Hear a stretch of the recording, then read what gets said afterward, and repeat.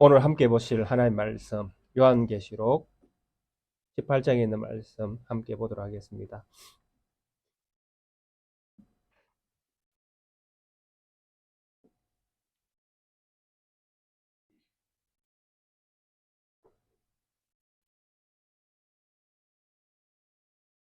칠 8절부터 함께 읽어보도록 그렇게 하겠습니다.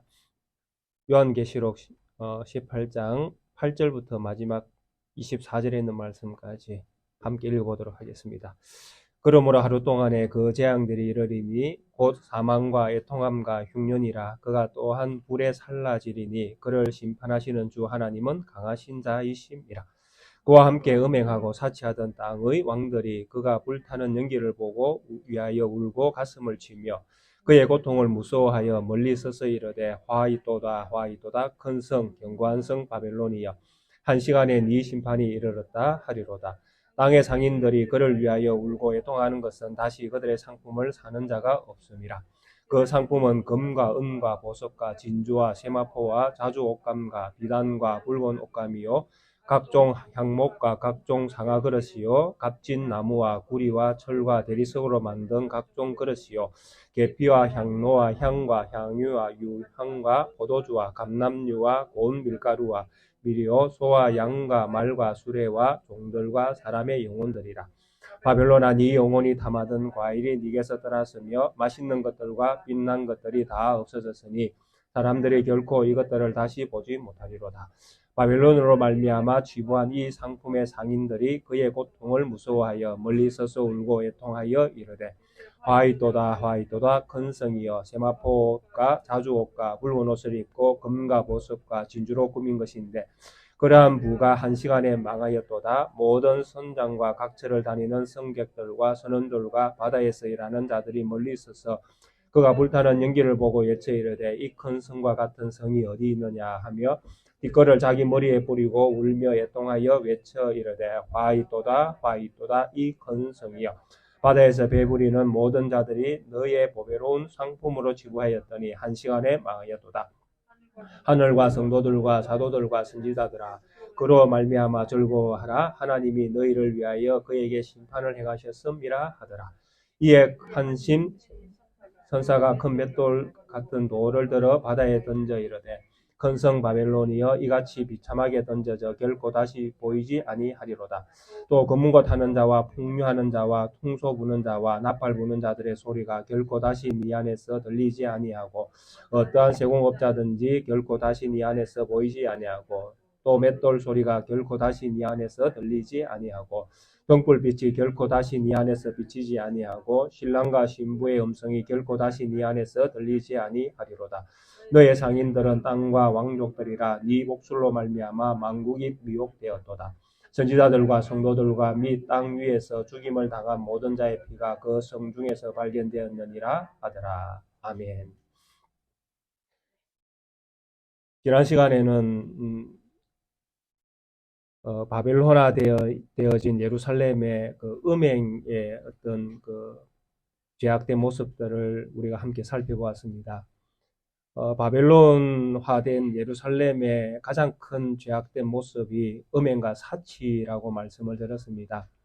그래서 지난 시간에는 음행에 대한 부분들을 말씀을 한번 우리가 살펴보았고, 오늘은 이 말씀에 이어져서 이제 사치가 또 그들에게 어떤 형태로 나타나 있었는지, 그들이 어떤 또 삶을 살았는지 이런 부분들을 사치의 어떤 그 단어를 통해서 우리에게 주시는 권면의 말씀을 살펴보기를 원하는 것입니다.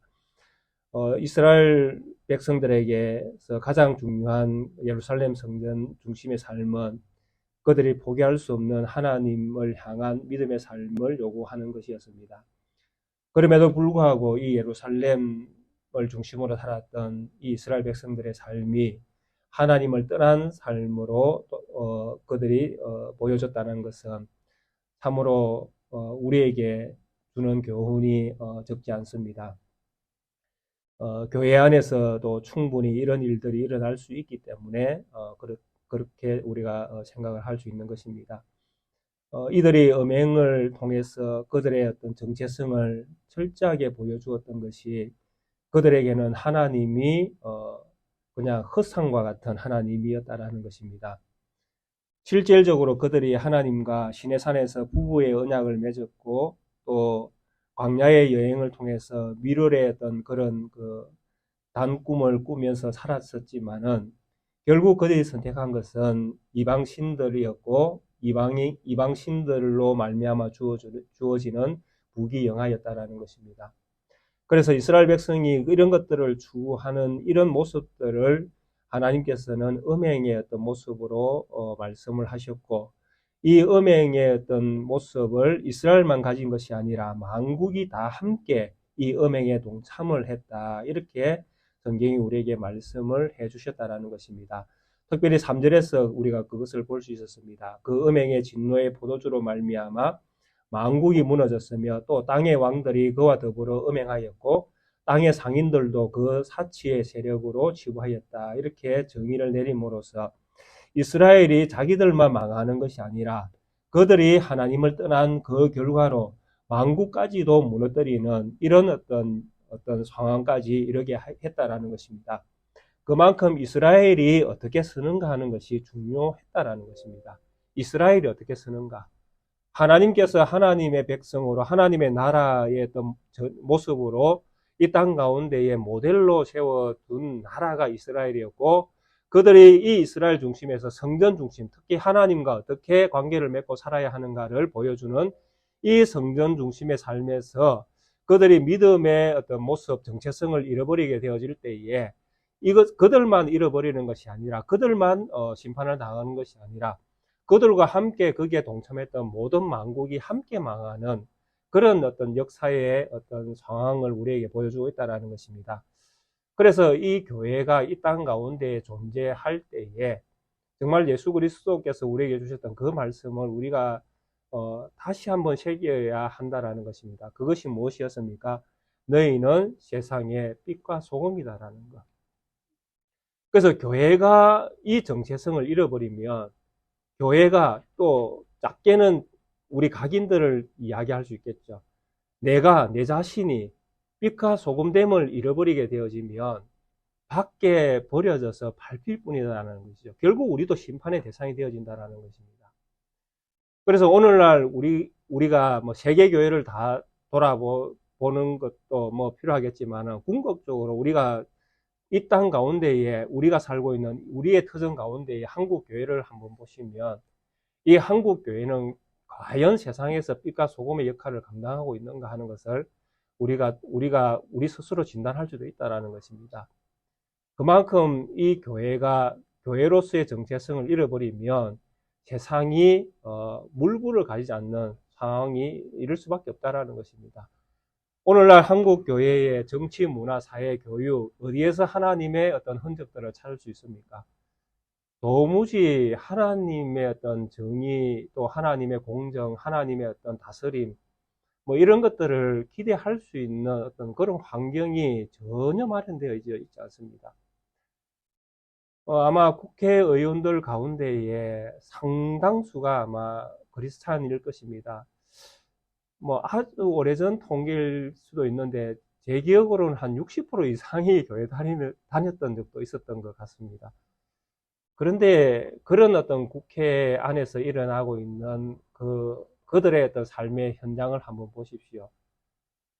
정말 하나님이 있다면, 하나님을 그들이 믿는다면 그럴 수 있겠습니까? 예. 그러니까 우리가 생각하는 이런 어떤 그리스도인의 정신, 그리스도인의 어떤 삶, 그리스도인의 정체성 이런 것들이 한 사람이 무너질 때에 전체가 그러니까 사회 전반이 다 무너질 수 있다는 것입니다. 내가 무너질 때에 다 무너지는 것이죠. 왜냐하면 가장 기초적인 가장 작은 단위가 무너졌으니까요. 그 다음 큰 단위는 뭐 물어보나 마나 뭐 당연한 어떤 그 결과에 이르지 않겠습니까? 그래서 이스라엘의 이런 타락, 하나님을 떠난 음행은 결국 만국이 다 함께 망하는 이런 길로 가게끔 만들었다라는 것입니다. 그래서 이렇게 망할 수밖에 없는 이 예루살렘을 하나님의 백성들에게 하나님께서 무엇을 요구하셨습니까? 떠나라라고 요구를 하셨다라는 것입니다. 그 성을 떠나라. 왜냐하니까 그 성에 머물러 있으면 하나님이 심판하실 수가 없으니까요. 그들이 떠나는 것이 곧 하나님의 심판 행위입니다. 하나님의 몸된 교회로 교회를 세워주셨는데 그 교회에 참 믿음의 사람들이 떠난다라는 것은 결국 하나님이 그 교회를 심판하는 것과 똑같다는 이야기입니다. 궁극적으로 그렇습니다. 그렇게 되어지면 그 교회는 하나님이 없는 교회가 될 수밖에 없잖아요. 그래서 하나님이 그 교회를 심판하실 수밖에 없는 것이고요. 그래서 떠나는 것이 심판인 것을 우리가 이해를 해야 됩니다. 꼭 뭔가 하나님이 그 교회를 무너뜨리고 없애버리고 흔적도 없이 교회 이름을 날려버리는 것이 심판이 아니라 믿음의 사람이 그 현장을 떠나는 것, 그 교회를 떠나는 그 자체가 하나님의 심판 행위에 해당된다라는 이야기입니다. 거기에 하나님이 안 계시니까요. 그래서 우리가 읽었던 지난번에 보았던 그 내용 속에서도 떠나는 그 자체를 심판 행위로 그렇게 말씀을 하고 있습니다. 그래서 그것을 6절에도 보면 그가 준 그대로 그에게 주고 그의 행위대로 갑절을 갚아주고 그가 섞은 잔에도 갑절이나 섞어 그에게 주라 이렇게 표현하는 이 모든 것들이 떠난 것에 대한 어떤 이해들입니다. 하나님을 믿는 사람들이 떠난 그것이 그 성에는 갑절로 갚아주는 갑절로 그 심판 행위를 그에게 보여주는 그런 행위에 해당되어진다라고 그렇게 말씀을 하고 있는 것입니다. 그래서 하나님 외에 다른 신을 섬긴다라는 것이 얼마나 큰 어떤 일인가 하는 것을 우리가 생각을 할 수 있는 것입니다. 궁극적으로 우리가 하나님을 믿는 하나님의 성도들은 하나님 외에 다른 신을 섬기는 것이 얼마나 큰 죄악된 모습인가 하는 것을 다 알고 있지 않습니까? 다 믿고 있지 않습니까? 그래서 이 부분들에 대하여 하나님은 철저하게 예루살렘 성을 심판하시는 것입니다. 왜냐하니까 그들은 하나님 외에 다른 신을 섬겼기 때문에. 그래서 7절에 그렇게 말하잖아요. 그가 얼마나 자기를 영화롭게 하였으며 사치하였던지 그만큼 고통과 애통함으로 갚아주라. 그가 마음에 말하기를 나는 여왕으로 앉은 자요 과부가 아니라 결탄고 애통함을 당하지 아니하리라 이렇게 이야기합니다. 하나님을 떠났는데도 불구하고 그가 뭐라고 이야기합니까? 나는 여왕으로 앉았다 이렇게 이야기합니다. 이 예루살렘 성이 왜 자기를 여왕으로 앉았다라고 이야기하는가 하면 로마가 황제거든요. 로마가 황제니까 자기는 뭡니까? 로마와 붙어서 로마의 세력을 힘입어서 자기는 치부하고 또 그 평안을 누리고 살아가니까 자기는 로마가 왕이니까 자기는 뭐가 되는 겁니까? 왕비가 되는 것입니다. 그래서 이런 표현을 쓰고 있는 것입니다. 나는 여왕으로 앉아 있는 것이다. 나는 여왕으로 앉아 있는 것이다. 로마가 황제고 나는 여왕이다. 그래서 그 앞에 뭐라고 이야기했어? 얼마나 자기를 영화롭게 하였으며. 하나님이 우리를 부르신 부름의 목적이 무엇입니까? 우리가 하이델베르그 요리문답을 늘 이렇게 살펴보고 또 웨스트민스터 신앙고백서의 그 고백을 우리가 같이 함께 받아들이는 그런 어떤 믿음의 사람들 또 믿음의 어떤 그 원리들을 우리가 다 받아들이고 있는 가운데에 보면 사람의 가장 근본적인 사람의 어떤 목적이 어디에 있습니까? 우리가 하나님의 자녀로서 가장 하나님이 우리를 부르신 첫 번째 목적이 무엇입니까? 하나님을 영화롭게 하는 데 있지 않습니까? 그분을 즐거워하고 그 하나님을 영화롭게 하는 그것이 하나님이 우리를 부르신 최고의 어떤 그 부르심의 어떤 목적인데 이 예루살렘 성은 이런 하나님을 영화롭게 하는 것이 아니라 자기 자신을 영화롭게 하는 것이죠. 자기를 영화롭게 하고 또 사치하였던지 자기를 위해서 모든 것들을 다 사용하고 있는 것입니다. 세상에 있는 모든 것들을 나를 위해서 세상은 주어져 있다 이렇게 이야기하는 것이죠. 내 영광을 위해서 로마가 내 방패막으로 와 있다라고 이야기하고 있고 그 로마가 주는 그 평안과 그 권력과 그 부귀 영화는 나를 위해서 지금 주어진 것이다. 이렇게 생각을 하는 것이죠. 그렇게 해서 그 모든 것들을 자기가 그것을 누리면서 만족을 누리는 것입니다. 만족함을 누리는 것입니다. 나는 여왕이다. 나는 여왕이다. 그러므로 나는 과부가 아니다. 이미 하나님을 하나님은 너는 음행하는 자다라고 이야기할 때 이미 가부잖아요. 하나님과 그 부부 관계가 깨어져 버렸잖아요. 그런데도 불구하고 나는 가부가 아니다라고 이야기하는 것이죠. 전혀 자기가 지금 어떤 위치에 있는지를 전혀 깨닫지 못하고 있는 것입니다. 결단코 애통함을 당하지 아니라 쫓겨나지 않으니까요. 심판을 당할 이유도 없고 쫓겨날 이유도 없고 로마를 잃어버릴 이유도 없으니까 그에게는 애통함이 있을 수가 없죠. 만족함이 있고 즐거움이 있고 부유함이 주는 평안이 있고 얼마나 살만하겠습니까? 예루살렘 성은 그렇게 자기 자신을 위해서 그렇게 살았던 것입니다.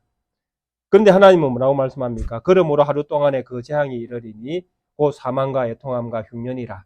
그가 또한 불에 살라지리니 그를 심판하시는 주 하나님은 강하신 자이심이니라.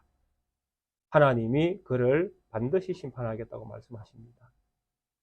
하나님을 떠난 배역한 이스라엘을 하나님은 심판하시겠다라는 것입니다. 하나님을 사랑하지 아니하고 하나님의 능력을 의지하지 아니하고 세상과 짝하여 살아가고 있는 교회를 하나님이 가만히 두지 않겠다라는 이야기와 똑같은 이야기이죠. 우리는 하나님의 심판 행위가 어떻게 교회에 주어지는지 우리는 다 알 수 없습니다. 그렇기 때문에 오히려 교회가 더 교만할 수도 있습니다.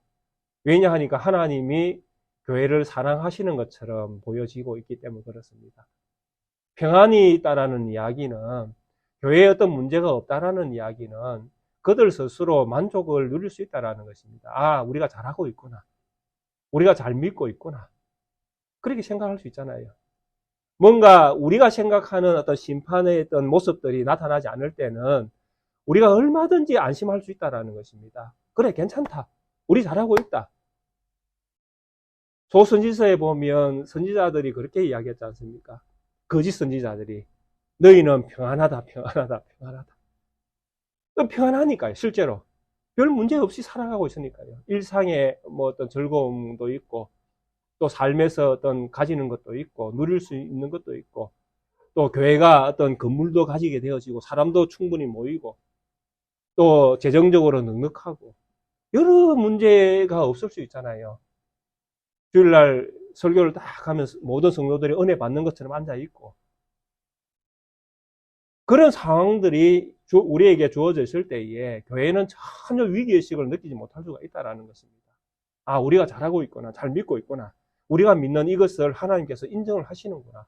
하나님은 우리를 사랑하시는구나. 이렇게 충분히 우리는 우리 스스로에게 그런 위로를, 만족함을 우리가 누릴 수 있다는 것입니다. 그러나 그렇게 되어진 그 상황이 심판 행위인지 아무도 모른다는 것입니다. 하나님께서 심판하시는 최고의 심판이 무엇인지 아십니까? 무엇일까요? 이런 그 예루살렘 성처럼 뭐 로마의 어떤 힘을 통해서 하나님이 그들을 쳐서 완전히 이 땅 가운데 없애버리는 것이 뭐 궁극적으로는 그런 심판이 이제 이 세상 가운데 일어나겠죠. 그러나 그날이 있기까지 하나님이 지금 우리의 세대 가운데에 심판의 행위를 하는 가장 강력한 심판의 행위가 무엇인지 아십니까? 무엇일까요? 가장 큰 심판은 바로 하나님의 무관심입니다. 이스라엘이 망할 예수 그리스도 오기까지 하나님께서 400년을 무관심하시잖아요. 하나님이 그들을 버리시는 그 세월, 그 기간이 얼마나 하나님께서 강력하게 심판하고 계시는 시간인지를 우리는 기억을 해야 됩니다. 역사에서 우리는 그런 것들을 배워야 되는 것이죠. 하나님이 교회가 아무리 어리석음에 빠져 있어도 하나님이 교회를 돌아보지 않으신다면 그만큼 큰 심판은 있을 수가 없습니다. 얼마나 무관심이 큰 심판인지 우리가 기억을 해야 된다는 것입니다. 자, 이렇게 하나님은 이스라엘을 심판할 계획을, 또 예루살렘 성을 이제 심판할 계획을 또 말씀을 하셨습니다. 그리고 이제 9절에 또 이어서 이렇게 말씀합니다. 그와 함께 음행하고 사치하던 땅의 왕들이 그가 불타는 연기를 보고 위하여 울고 가슴을 치며 결국 결과를 이제 그들은 보게 된다라고 말씀을 하십니다. 그의 고통을 무서워하여 멀리 서서 이르되 화이또다 화이또다 큰 성 견고한 성 바벨론이여 한 시간에 네 심판이 이르렀다 하지로다. 그래서 이 시대의 사람들이 결국 무엇을 보게 되어집니까? 예루살렘 성전이 파괴되어지고 완전히 무너지는 것들을 이 시대의 사람들이 보게 되어진다는 것입니다. 속히 되어질 일들을 예언하신 요한계시록에 있는 이 말씀처럼 속히 되어질 일들이다. 이 일들은 멀리 있는 일이 아니라 속히 되어질 일들로 곧 되어질 것이다. 곧 되어질 것이다. 이런 경고의 말씀으로 시작되어졌지 않습니까? 그래서 속히 되어질 일들이기 때문에 그들에게 일어나는 이런 일들을 보면서 그들은 경각심을 가져야 되고 회개하고 돌아왔어야 된다는 것입니다. 만약에 역사 안에서 이스라엘 백성이 이런 하나님의 음성을 듣고 회개했다면 어떤 일이 일어났겠습니까? 예루살렘 성전은 보존되었을 것입니다. 그럼에도 불구하고 이들이 회개의 표정을 가지지 않으니까 이들은 심판의 어떤 대상이 될 수밖에 없었던 것입니다. 망할 수밖에 없죠. 속히 되어질 일들입니다. 자, 그러면 이렇게 왜 우리가 지금 18장에 대한 바벨론화 되어져 있는 이스라엘의 그 죄악이 도대체 무엇인가라고 할 때에 지금 성경이 우리에게 두 가지를 지금 제시하고 있다는 것입니다. 음행과 사치. 그럼 이 사치라는 것이 도대체 얼마나 큰 죄이기에 하나님이 음행과 동일하게 그렇게 우리에게 말씀을 하시는가 하는 것. 이거 우리가 한번 생각해 봐야 된다는 것입니다. 음행의 죄는 정말 우리가 생각할 때에 당연히 크다라고 생각할 수 있잖아요. 왜? 하나님 외에 다른 신을 섬기지 말라 했는데 하나님 외에 다른 신을 섬겼으니까 이건 정말 큰 죄다. 이렇게 우리가 생각할 수 있잖아요. 근데 사치는 도대체 얼마나 큰 죄기에 하나님이 사치조차도 음행과 동일한 죄로 묶었어. 이스라엘이 이것 때문에 망한다라고, 이스라엘이 이것 때문에 심판을 당한다라고 그렇게 말씀을 하시는가 하는 것이죠. 사치라는 이 단어가 주는 의미는 사전적 의미는 그렇게 쓰여져 있더라고요. 지나치게 향락적인 소비를 일삼는 것 이렇게 되어 있습니다. 지나치게 향락적인 소비를 일삼는 것. 그러니까 즐거움을 주는 것이죠. 지나친 즐거움을 위해서 소비하는 것. 이렇게 이해를 할 수 있습니다. 지나친 즐거움을 위해서 소비하는 것. 근데 이런 어떤 소비를 이야기하면서 이 요한계시록에서 예루살렘이 소비했던 품목들을 쭉 열거를 합니다. 그 열거한 것이 12절과 13절에 나오는데 29가지입니다. 같이 한번 읽어보겠습니다. 12절과 13절입니다. 그 상품은 금과 은과 보석과 진주와 세마포와 자주 옷감과 비단과 붉은 옷감이요 각종 항목과 각종 상아 그릇이요 값진 나무와 구리와 철과 대리석으로 만든 각종 그릇이요 계피와 향로와 향과 향유와 유황과 포도주와 감람유와 고운 밀가루와 밀이요 소와 양과 말과 수레와 종들과 사람의 영혼들이라. 예, 요게 29가지입니다. 자, 여기에 혹시 금 안 가지고 계신 분 계십니까? 예, 예.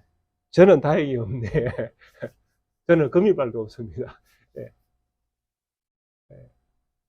혹시 집에 두고 오신 분 있나요? 금소가지나 당근 속에 깊숙이 박혀있는 금소가지 가지고 계신 분 있나요?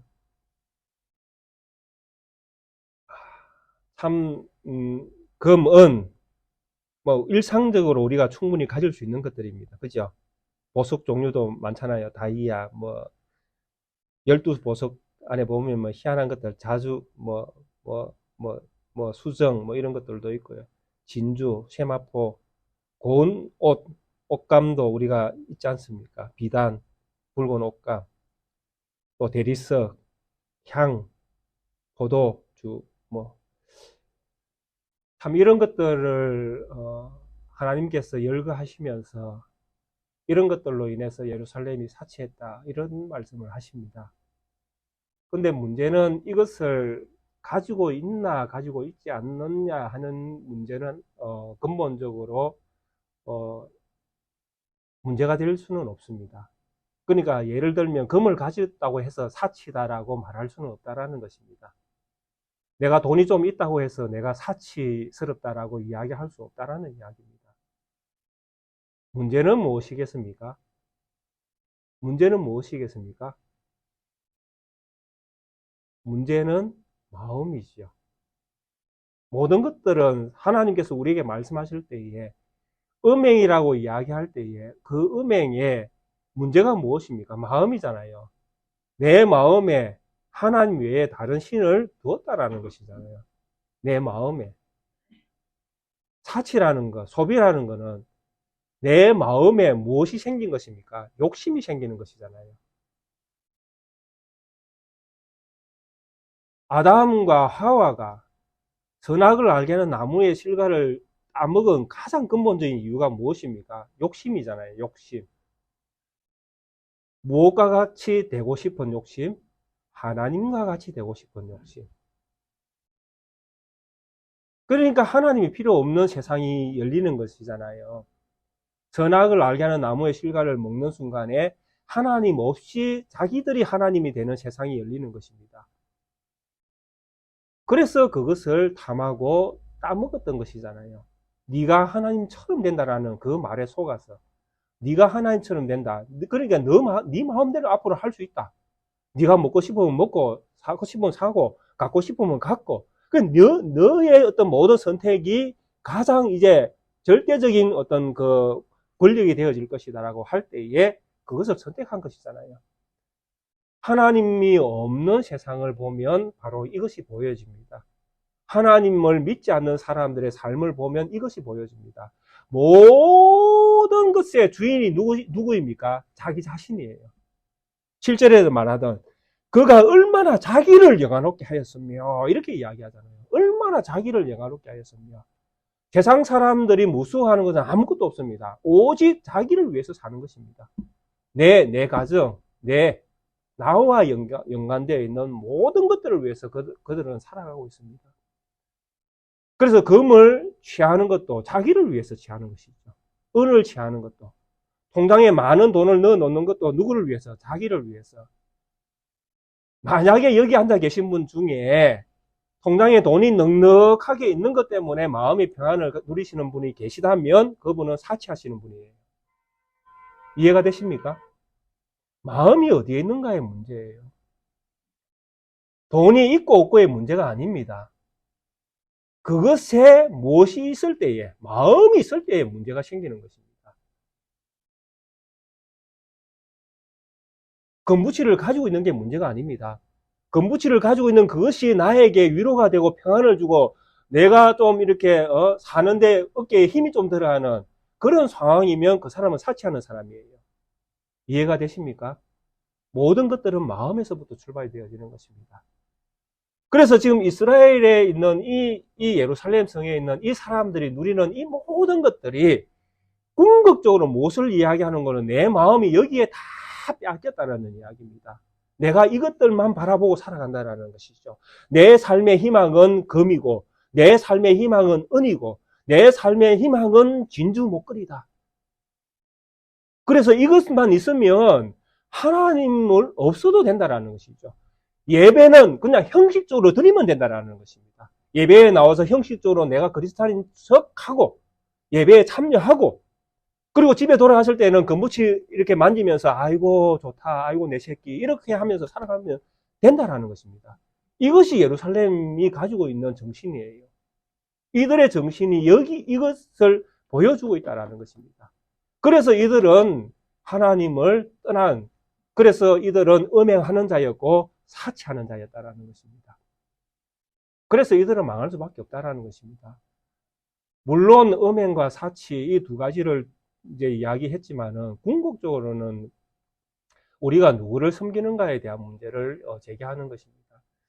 제가 그 참고 본문은 드리지 않았지만은 마태복음 6장을 조금 우리가 한번 같이 읽어보면 유익하리라 생각이 되어집니다. 장로님 마태복음 6장 19절부터 조금 띄워주실랍니까?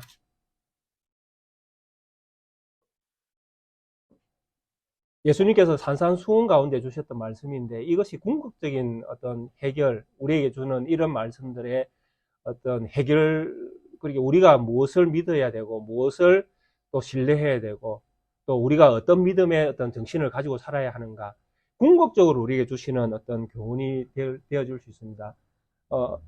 천천히 한번 같이 읽어보겠습니다. 너희를 위하여 보물을 땅에 쌓아두지 말라. 거기는 좀과 동록이 해하며 도둑이 구멍을 뚫고 도둑질을 하느니라. 오직 너희를 위하여 보물을 하늘에 쌓아두라. 거기는 좀이나 동록이 해하지 못하며 도둑이 구멍을 뚫지도 못하고 도둑질도 못하느니라. 네 보물 있는 그곳에는 네 마음도 있느니라. 눈은 몸의 등불이니 그러므로 네 눈이 성하면 온몸이 밝을 것이요 눈이 나쁘면 온몸이 어두울 것이니 그러므로 네게 있는 빛이 어두우면 그 어두움이 얼마나 더하겠느냐. 한 사람이 두 주인을 섬기지 못할 것이니 혹 이를 미워하고 저를 사랑하거나 혹 이를 중히 여기고 저를 경히 여김이라. 너희가 하나님과 재물을 겸하여 섬기지 못하느니라. 그러므로 내가 너희에게 이르노니 목숨을 위하여 무엇을 먹을까 무엇을 마실까 몸을 위하여 무엇을 입을까 염려하지 말라. 목숨이 음식보다 중하지 아니하며 몸이 의복보다 중하지 아니하냐. 공중의 새를 보라. 심지도 않고 거두지도 않고 창고에 모아들이지도 아니하되 너희 하늘 아버지께서 기르시나니 너희는 이것들보다 귀하지 아니하냐. 너희 중에 누가 염려함으로 그 키를 한 자라도 더할 수 있겠느냐. 또 너희가 어찌 의복을 위하여 염려하느냐. 들의 백합화가 어떻게 자랐는지 생각하여 보라. 수고도 아니하고 길삼도 아니하느니라. 그러나 내가 너희에게 말하노니 솔로몬의 모든 영광으로도 입은 것이 이 옷 하나만 갖지 못하였느니라. 오늘 이따가 내일 아궁이에 던져지는 덜풀도 하나님이 이렇게 입히시거든 하물며 너희일까 보냐. 믿음이 작은 자들아. 그러므로 염려하여 이르기를 무엇을 먹을까 무엇을 마실까 무엇을 입을까 하지 말라. 이는 다 이방인들이 구하는 것이라. 너희 하늘 아버지께서 이 모든 것이 너희에게 있어야 할 줄을 아시느니라. 그러므로 너희는 먼저 그의 나라와 그러므로 내일 일을 위하여 염려하지 말라. 내일이 염려할 것이요 한날의 괴로움은 그날로 족하니라. 아멘. 믿으십니까? 예. 이 산상수훈 6장에서 주시는 이 교훈의 말씀을 우리는 생명처럼 여겨야 될 것입니다. 두 주인을 겸하여 섬길 수 없는 것이 너무나 명백한 사실이고요. 우리 마음에 누구를 두고 어떤 분을 두고 살 것인가 하는 이 문제가 우리의 삶의 모든 영역을 결정지어질 것입니다. 또 우리의 삶의 어떤 목표, 우리의 삶의 어떤 분명한 어떤 삶의 어떤 그 방향성, 가치관 이런 것들이 다 여기에서 출발되어질 것입니다. 여기에서 무너지면 모든 것들은 다 무너지는 것입니다. 마음이 무너지면 그 다음에 삶은 보지 않아도 뻔한 일들로 이렇게 맺어질 수밖에 없습니다. 우리가 어디에 가지를 붙이고 있는가에 따라서 열매는 그 가지에 붙어 있는 것으로 말미암아 열매는 당연히 맺혀지게끔 되어 있다는 것입니다. 우리가 예수 그리스도에게 붙어져 있으면 예수 그리스도에 맞는 향기가 우리의 어떤 삶에서 맺어질 것이고, 우리가 재물에 우리의 마음이 묶여져 있다면 우리의 삶에서는 재물의 향기가 열매로서 맺어질 것입니다. 그것은 너무나 당연한 이야기입니다.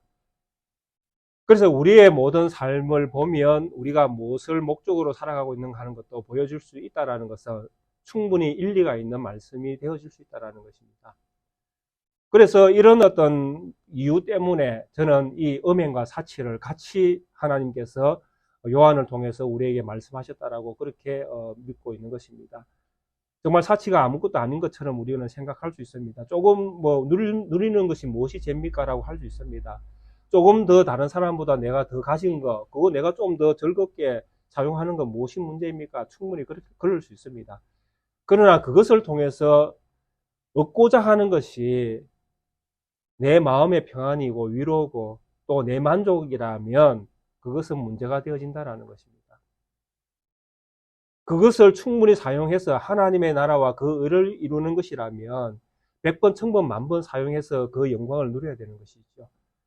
그러나 그것을 사용함에 있어서 그 사용함의 결과가 나의 만족으로 모든 것들이 결론 난다면 그것은 결국 하나님 앞에서는 사치에 불과하다는 것입니다. 그렇게 지금 성경은 우리에게 말씀을 하고 있다는 것입니다. 그래서 이런 사치의 결과가 지금 곧 너희들이 볼 것이다라는 것이 결국 그들만, 예루살렘에 있는 사람들만 보는 것이 아니라 예루살렘 성을 중심으로 사치에 함께 어울렸던 망국의 또 선원, 또 선장, 또 그것을 누렸던 망국에 흩어져 있는 사람들, 그 사치를 함께 누렸던 모든 것들이 함께 예루살렘 성이 망하는 것을 볼 것이다라는 것이죠. 그리고 예루살렘 성이 망하니까 그것을 누렸던 모든 사람들이 다 애통한다라는 것입니다. 와, 큰 성 바벨론이에요. 그 사람들이 지금 계속 외치는 것이 무엇이냐 하면 예루살렘 성은 그렇게 크지 않습니다. 그런데 이 크지 않는 이 성을 향하여 큰 성 바벨론이요, 큰 성이 무너졌다, 큰 성이 무너졌다 이렇게 이야기합니다. 왜 크지도 않는 성을 가리켜서 다 큰 성이라고 그렇게 부를까요? 바로 이들이 이 예루살렘 중심의 향락 문화에 전부 다 빠져 있었다는 이야기입니다. 그러니까 예루살렘 성이 세상의 향락 문화, 사치를 주도했다는 이야기입니다. 주도. 그래서 예루살렘 성 안에서 이렇게 거래되던 이런 품목들을 이 많은 사람들이 함께 그 엄청난 장터가 되어 있는 것이죠. 사고 팔고 거기에서 나오는 유익들을 만국이 다 함께 누렸다라는 이야기입니다. 이 이야기는 무슨 이야기냐 하면 예루살렘 성이 엄청나게 큰 시장이었다라는 이야기입니다. 그러니까 하나님의 영광과 하나님의 나라와 하나님의 의와 하나님의 은혜와 자비를 보여줘야 될 이 예루살렘 성이 온 세상을 먹여 살렸다라는 이야기입니다. 한마디로 이야기하면 거기에서 판매되어지는 엄청난 물품들을 통해서 예수님 시대 때의 그 상황을 보면 충분히 이해가 되어집니다. 성전 안에서 돈 바꾸는 사람들의 상을 엎으시던 예수님을 우리가 생각할 수 있잖아요. 왜 예수님께서 그렇게 상을 엎으셨습니까? 예수님께서 그렇게 말씀하셨잖아요. 내 아버지의 집은 기도하는 집인데 너희가 장사의 소굴로 만들었다. 매매하고 사고 팔고 그건 허락이 되었던 부분이거든요. 성전 안에서 바깥에서 성전에 그 제물을 드려야 되잖아요. 소를 사고 양을 사고 그 제물 될 그 짐승들을 사서 성전에 바쳐야 되지 않습니까? 근데 멀리서 오는 사람들은 그 제물들을 데리고 올 수 없으니까 돈을 가지고 왔었단 말입니다. 그리고 성전 안에 들어와서 제물을 사서 성전에 제물로 바쳤단 말입니다. 그건 허락된 것이거든요. 그런데도 불구하고 예수님께서 그 상을 엎으셨단 말입니다. 왜? 다만 하나님께 드리기 위해서 그들이 매매하는 것이 아니라 그것을 통해서 뭘 했다는 이야기입니까? 자기들의 배를 채웠다라는 이야기입니다. 제사장들이 돈 거래를 통해서 자리세를 받기도 하고 또 하나를 팔면 또 하나 얼마의 그 돈을 받기도 하고 이런 부정부패가 그 안에서 엄청나게 일어났다는 이야기입니다. 성전 안에서 하나님을 예배하는 이 행위를 빌미로 삼아서 그 사람들은 그 사람의 배를 채웠다라는 것입니다. 그렇게 배를 채우니까 그것에 대한 즐거움과 그것에 대한 만족함, 그것을 통해서 그들이 누렸던 평안과 안식과 그것이 주는 기쁨을 그들은 잊을 수가 없다라는 것입니다. 그런데 오순절날 성령이 임하고 사도들이 성령의 권능을 받을 때에 주 예수 그리스도를 믿어라. 그리하면 너와 내 집이 구원을 받을 것이다. 이런 외침을 그들은 들을 수가 없다라는 이야기입니다. 왜? 들으면 그들은 모든 것들을 버려야 되니까. 그 이야기를 듣는 순간에 그들의 모든 기득권을 다 내려놓아야 되니까 주 예수 그리스도를 믿는 그 순간에 그들은 그들의 직분도 내려놓아야 되고 그들이 누렸던 모든 부귀영화를 다 내려놓아야 되니까 어떻게 내려놓을 수 있겠는가 하는 것입니다. 문제는. 그러니까 그들의 선택은 하나밖에 없는 것입니다. 무엇이었습니까? 스데반을 죽여라! 사도들을 옥에 가두어라! 그들의 선택은 너무나 분명합니다. 우리는 하나님이 필요 없다. 주 예수 그리스도 우리는 필요 없다. 그것을 전하지 말라. 그것을 전할 때에는 너희들은 죽을 것이다. 그들이 선택한 것은 이것이었습니다. 그것을 사도행전이 우리에게 보여주고 있지 않습니까? 그래서 AD 70년에 이 예루살렘 성전은 바벨론화된 예루살렘 성전은 망해야 되는 것입니다. 망할 수밖에 없습니다. 망하는 것이 정의잖아요. 하나님을 떠난 성을 하나님이 심판하시는 것은 하나님의 정의이며 하나님의 공의가 만족함을 얻게 하는 행위에 해당되지 않습니까? 누가 이 일을 가지고 잘못했다고 이야기할 수 있겠습니까? 그래서 20절에도 보면 이런 표현들이 있지 않습니까? 하늘과 성도들과 사도들과 선지자들아 그로 말미암아 즐거워하라. 하나님이 너희를 위하여 그에게 심판을 행하셨습니다. 이들이 핍박을 당했지 않습니까? 이들이 이 성에서 쫓겨났지 않습니까? 이들이 죽임을 당했지 않습니까? 24절에도 그렇게 표현하고 있지 않습니까? 선지자들과 성도들과 및 땅 위에서 죽임을 당한 모든 자의 피가 그 성중에서 발견되었느니라 하더라. 그들이 쫓겨났고 심판을 당했고 죽임을 당했고 성 바깥에서 고난을 당했지 않습니까? 그래서 온 세상으로 다 흩어져서 복음을 들고 세상 끝으로 나아갔던 사람들이 이때에 남겨졌던 믿음의 사람들이었습니다. 믿음의 사람들은 믿음이 없는 사람들로 말미암아 언제나 핍박의 대상이 되어졌습니다.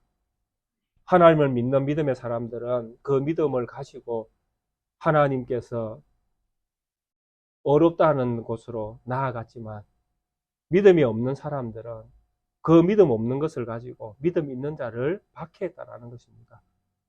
그렇게 해서 그들은 무엇을 이야기합니까? 내가 하나님을 믿지 않습니다 라고 이야기했죠. 내가 하나님을 믿지 않습니다. 나는 하나님이 필요 없습니다. 하나님이 내 속에 들어오는 것을 나는 거부합니다. 내 삶은 내 것입니다. 내가 중요합니다. 내 영광과 내 나라와 내 세계가 너무나 중요합니다.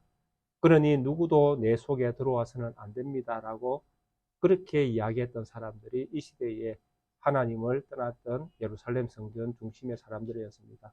대제사장과 서기관과 바리새인들, 사도들을 핍박했던 그 대상자들, 그리고 그들과 함께 부귀영화를 누렸던 그 시대의 백성들, 그 사람들이 사치한 자였고 음행하는 자였고, 그리고 그들은 하나님의 심판의 대상으로 그 시대에 존재했던 자들입니다.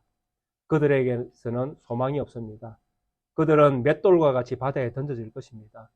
던져진 맷돌은 다시 바다에서 솟아나올 수 없습니다. 완전히 하나님이 그를 버리시는 것입니다. 그 성은 다시 찾을 수가 없습니다. 채울 수도 없습니다. 왜냐하니까 하나님이 그것을 허락지 아니하시니까요.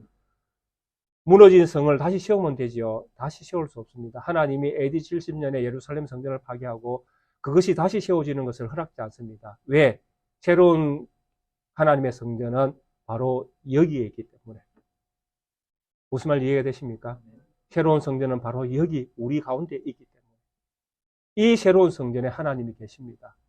우리가 하나님을 믿는 믿음을 가지고 우리가 하나님만을 바라보는 절개를 가지고 하나님의 나라와 그 의를 최고의 가치로 여기며 우리가 살아갈 때에 그 하나님이 세우시는 교회가 여기이고 이곳에 하나님이 계시고 이 교회를 하나님이 살리실 것이라는 것입니다.